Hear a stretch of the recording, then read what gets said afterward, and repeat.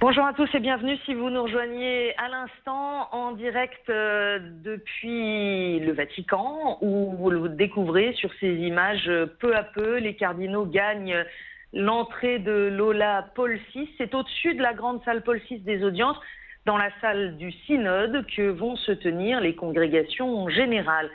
Congrégation générale, vous savez, ce sont ces réunions de tous les cardinaux, les votants qui ont moins de 80 ans. A priori, ils seront 115, deux d'entre eux s'étant excusés pour des raisons de santé, mais aussi participent à ces réunions tous les cardinaux de plus de 80 ans. C'est ce temps de rencontre préparatoire qui précède le conclave, au cours duquel les cardinaux vont prendre la parole, échanger les uns avec les autres sur ce qu'ils considèrent comme étant les priorités, les points d'attention, les sujets nécessaires d'évoquer avant l'entrée dans le conclave proprement dit. Alors bien sûr, l'inconnu qui est dans toutes les têtes, c'est la date d'ouverture de ce conclave, autrement dit la durée de ces congrégations générales. Il appartient aux cardinaux votants, ceux qui ont moins de 80 ans, de déterminer ce temps dont ils ont besoin. On l'a beaucoup dit ces derniers jours, leurs avis sont partagés sur ce point et ce sont les cardinaux votants qui, ensemble, doivent déterminer donc ce temps de préparation nécessaire, sa durée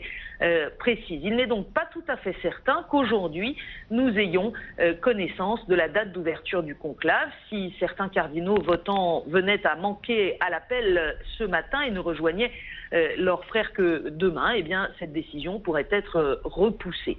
En tout cas, tous témoignent, pour ceux qui ont déjà vécu cette expérience en 2005, de l'importance de ces congrégations générales pour contribuer à nourrir et à forger leur discernement.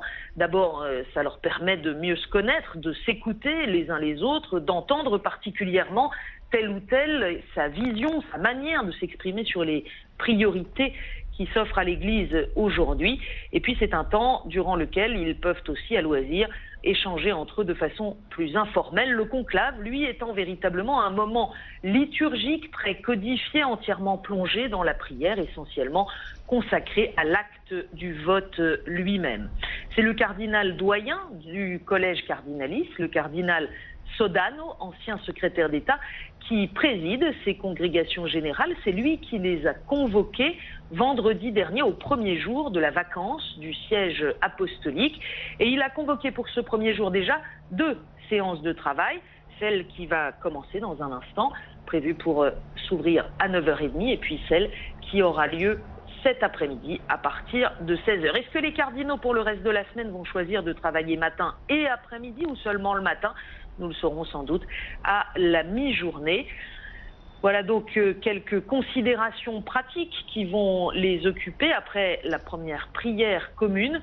Et puis ensuite, eh bien, ils passeront à ce moment de réflexion en commun.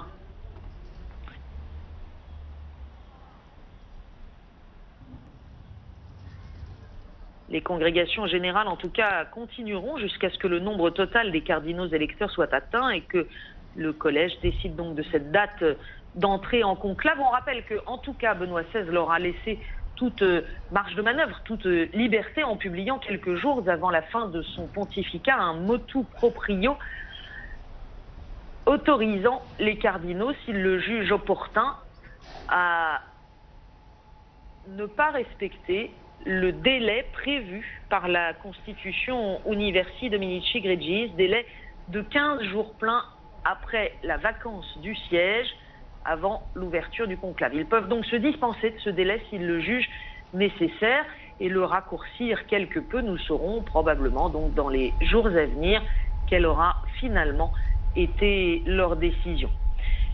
Ces congrégations générales se déroulent, je vous l'ai dit, dans la salle du synode. D'une certaine façon, elles se déroulent aussi un peu comme un synode, au sens où les cardinaux commencent chacune de leurs séances par la prière en commun. Le président de séance indique quels sont les éléments principaux de l'ordre du jour de cette séance particulière. Puis ceux qui ont été invités prennent la parole. Une occasion assez unique pour les uns et les autres, d'après leur témoignage, d'expérimenter l'universalité de l'Église par la diversité des prises de parole des cardinaux venant du monde entier.